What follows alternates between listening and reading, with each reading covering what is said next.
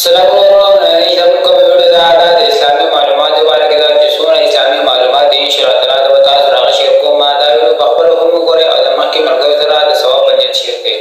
نو ټول نه مخکې راځئ چې مفتي صاحب هر څه ته ویلي چې ټول یې په شریکو زه مفتی کورس کوم د تخصص طالب علم یم تپوس مې دا کو چې فقه حنفي د هغې په کتابونو کې اکثر د امام اعظم ابو حنیفه رحمت الله علیه او د امام ابو یوسف رحمت الله علیه محمد رحمت الله علیه کوم چې د هغې شاګردان دي د هغې په خپل منځ کې اختلاف وي چې امام صاحب داسې وایي امام محمد صاحب داسې وایي امام ابو یوسف صاحب داسې وایي نو کله چې اختلاف ته د امامانو په خپل منځ کې راشي نو چا په خبره باندې به عمل کوو دا خو ډېر یو اوږد بحث دی خو مختصره خبره ده کله چې په فقه حنفي په کتابونو کې د هغې خپل یو مزاج او خپل یو اصول دي د فقه حنفي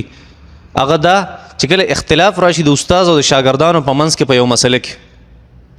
نو ګورې به که مسله چېرته د عبادت و نو د امام ابو حنیفه خبره به مني ځکه امام ابو حنیفه ډېر احتیاط کړی په عباداتو کې که د عبادت مسله و د امام ابو حنیفه به مني او که چېرته د فیصلو مسله و د امام ابو یوسف په مني ځکه هغه قاضي او چیف جسټس ړومبی د دین اسلام د هارون رشید په زمانه کې او که چېرته مسله د تجارت او د معاملاتو نه د امام محمد رحمت الله علیه مسله ومني دا خلاصه مې ته بیان کړه دا نور ډېر اوږد بحث دی ښه